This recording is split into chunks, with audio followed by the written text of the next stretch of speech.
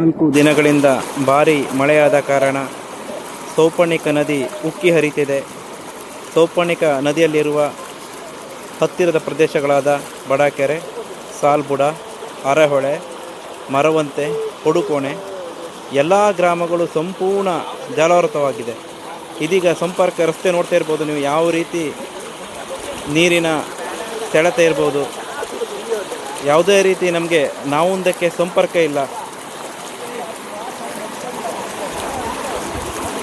ಕಳೆದ ಹಲವಾರು ವರ್ಷಗಳ ಹಿಂದೆ ಇದೇ ರೀತಿ ಒಂದು ನೆರೆ ಬಂದಿದೆ.